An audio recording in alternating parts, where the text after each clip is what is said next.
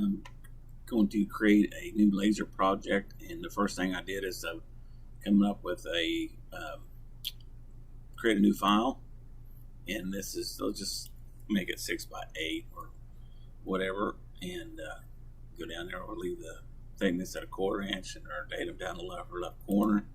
So we got a typical data path there. We're going to go over here and we're going to take our file here.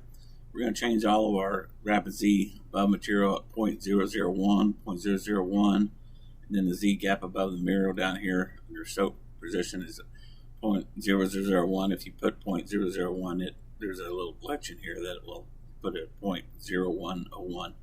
Anyway, it's essentially the same as 0, so you want to make sure that does that.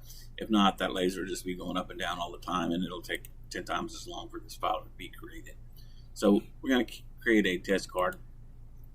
Right now I'm getting ready to burn a cotton bag, and I'm wanting to find out what it is that I need for that. And these are different settings for ceramic tile, test card, quick, and crosshatch, fills, got different things, lower settings, test card, multi-hatch settings, and so on. There's some more in there. So let's go ahead and just load this one up right here, which is I1, and we'll click apply. What that does is that creates the text file, or the file for the speeds. And I know my power settings will be in between 10 and 20, 30, right in there, and the speeds will be right in here. And so I'm wanting to, so that's probably a good place to start with. So, and then let's go over here and we're going to take this one right here. That created this, and there's no layers or anything in there, no toolpaths. We're going to load the toolpath generator, and that file was an I file. It had an I on the front of it. If you mismatch these with the other one, like if you do pick a A and then a B, you'll just get errors. It won't work. So these two line up. That's the secret to that, is you click that up there, and then that basically took all of those toolpaths and put them over here under the toolpath. It created all these right here. First thing we need to do is calculate, and it's going to go down through here and calculate this thing. And a little bit about this file. I originally created these just as vectors, and Shortcut took these and he created all of these different layers, and he created all these different toolpaths. I had some of the toolpaths that I created. He went through there and found some places that I had some calculations wrong, and I think while he was doing it as well, he found places that he had some calculations wrong. But anyway, long story short is this creates a test card, and we're going to go over here and turn off our toolpath so it's a little bit easier to read. And I know I'm going to be doing cotton, so I know my power rating's somewhere between 5 to 10, 5 to 30% on that.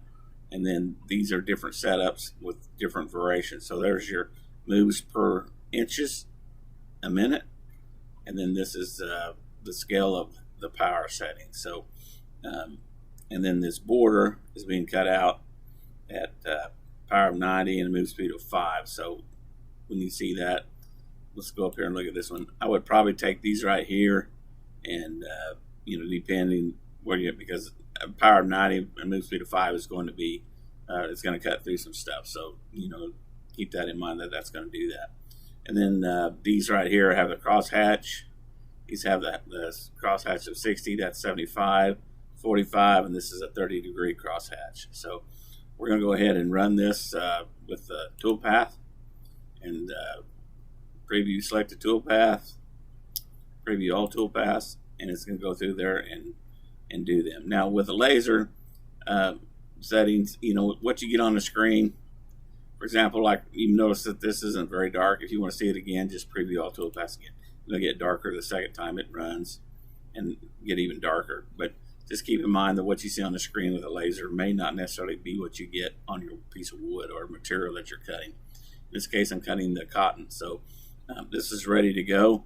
I can go over here to the the toolpaths and look at each one of these, and this is of course using the laser cut and fill toolpath that comes with a V-carve, and yet it's an optional thing. You pay like $49 for it, and it's got all this stuff in there and does that kind of thing. So, but that's basically what the toolpath is the cut and fill one. Over here on the other three toolpaths, you have the laser picture, and then you have a sketch engraving, which you can just drag a photo in there and it'll grave. But what's cool about this is this gives you a sampling of all the different settings, all the different hatches on the piece of material that you're getting ready to run. So in this case, I'm doing a cotton bag. It's a muslin bag. It's got a drawstring on top of it. It's fairly thick. I did the same thing on a sheet, a piece of cotton sheet, and it basically, even in the lowest settings, it kind of cut it out like a snowflake on a piece of material. So very fine settings, but I got to where I could see the very best cutting with one of these test cards. So one thing that would be nice on these laser cut and fill tools with Spire would be nice for them to put an override of Safe Z. So down here on the Safe Z, you could put an override to set all the safe zeros to 0, or to a setting 0.0001 or 0, and that would be nice. So that way you wouldn't have to go in here and change each sheet to fit that, because sometimes you'll have a sheet with multi cut out of an 1/8 inch bit and laser, and the hard bits do not like the being dragged across material and snap them. So anyway, that would be nice to have that override, or you could put it up here, somewhere up there. But it would be really cool to have that down in here in the Safe Z, override Safe Z, and or set Safe Z to 0, and that would be good for laser. Now you'd only need to do that on your laser tool graphs, your laser tool pass. These three right in here, and you can put it anywhere in here, because the laser doesn't need to go up and down. It just needs to go sideways. So generally we don't have any attachments. But anyway, that was just food for thought. All right, after creating that one, we're going to go back here and just close this file, save no, and we're going to create a new file. It's going back up here to 6x6x25 with a datum in the lower left corner. This is all fine and good. We're going to go back up here to the gadgets, go up here to the laser test card gadget newest. He's got one that's down for available for download, laser test card gadget. It's the exact same with this, except I've taken some of the files that are in here that I didn't need and pull them out of there. So let's look at this one here for just a 20 watt laser card test quick. It's a B1. We're going to click apply, and of course it creates all of the graphics. Go up here and click B1 again, click on that one and go to the B and click apply, and it loaded up all the tool paths. Click close. There's our tool paths. We're going to recalculate those and go in there. And this took a lot of work to get all this done. You go up here, there's lots of sheets, and each one of these vectors is on a sheet. They're all under set up for automatic, for where they move automatically. So, that kind of thing. We'll go over here and let's look at this from the preview aspect of it. And we're going to preview. We're going to turn off the one that does the cutout, and the rest of it we'll leave on there. So we'll preview all the visible toolpaths. So let's reset the preview all visible toolpaths. So it's going down through there, and this is just a quick deal. There's no hatch settings on any of it. We're going to run it again just to make it a little bit darker. And there she goes then. And this would easily go there. I think this took my system about 5 minutes to run. And I found that the setting with 10 and 60 right here was actually the best setting for the material that I was wanting to cut out. So 5s didn't even really register on the cotton, and the 10 did, but that was on basically a cotton sheet that I was doing that with. But again, the outside text is power of 20, move speed of 100, and then the cutout is the power of 90, move speed of 5. So you want to keep that in mind, that that's doing that. And then you also want to check your settings for your Safe Z's at zeros, which they're already there because it's the same file. But if I was to load up another template, those numbers would change. So that's one thing that you need to find out, that you need to keep that, because this thing can take a long time if it's going up and down. So anyway, and the shape of this card, with a cutout. I kind of designed these along that same line. Some people don't realize this, but let me just say, let's jump out of this for just a second.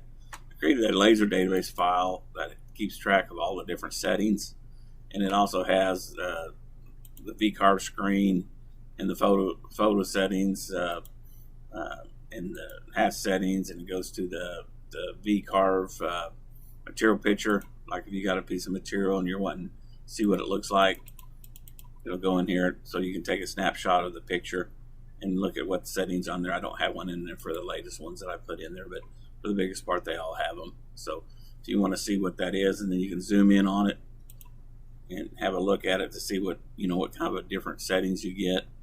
So this database here is it's nice. Let's click zoom out and return back to the main database. Let's say it was let's just show all records show all, and then these are all the materials that I've cut along the type, material type, foam, piano keys, leather, plywood, cotton, ceramic tiles, felt, cedar, oak, pine, walnut, you name it, whatever has been in there, MDF, aluminum, fir, basswood, plywood, cherry, and so on and so on, stainless steel.